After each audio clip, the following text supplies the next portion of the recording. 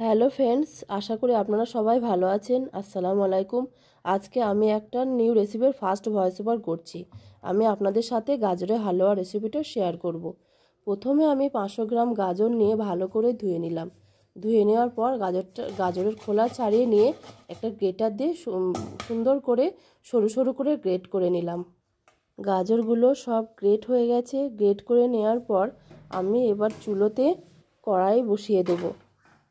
কড়াইতে 1 টেবিল চামচ পরিমাণ ঘি দিয়ে ঘিটা ভালো করে গরম করে নেব। ঘি গরম হলে গ্রেট করা গাজরগুলো ঢেলে দিতে হবে। গ্রেট করা গাজরগুলো ঘিয়ের সঙ্গে ভালো করে নেড়েচেড়ে মিশিয়ে দিতে হবে। মিশিয়ে নেওয়ার পর 5 মিনিট মিডিয়াম আঁচে ঢেকে রাখব।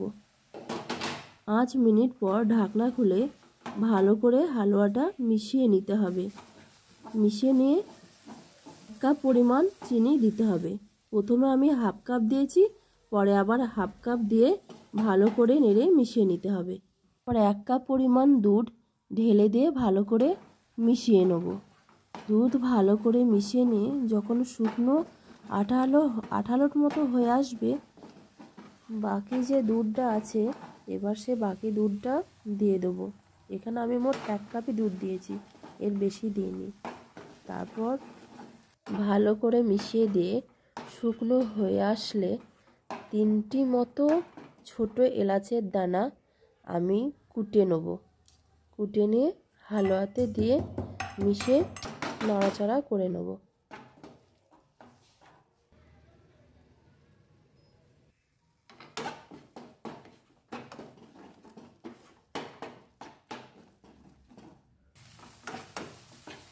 ভালো করে নাড়িয়ে নেওয়ার পর 10-12টা মতো কাজু বাদাম আর 6টা কাঠবাদাম ভালো করে কুচি করে কেটে নেব।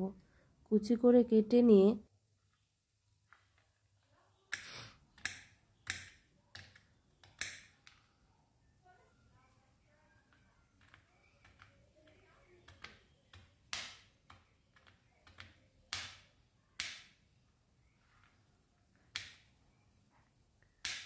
সবগুলো কুচি করে কেটে অন্য একটা কড়াইতে আমি অল্প পরিমাণে ঘি গরম করে ওই কুচিয়ে রাখা কাজু আর কাঠবাদামগুলো হালকা করে ভেজে নেব।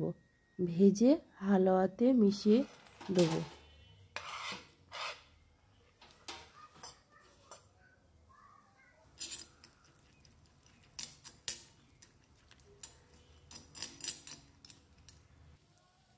হালুয়াতে মিশিয়ে দিলাম। এরপরে হালুয়ার উপরে 5টা মতো গোটা কাজু দিয়ে গার্নিশ করে দিলেই রেডি গাজরের হালুয়া। যদি ভিডিওটা ভালো লাগে তবে অবশ্যই লাইক, কমেন্ট, শেয়ার এবং সাবস্ক্রাইব করবেন। সাবস্ক্রাইব করে পাশে থাকবেন। পরে আপনাদের সাথে দেখা হবে নতুন একটি রেসিপি নিয়ে। খোদা হাফেজ।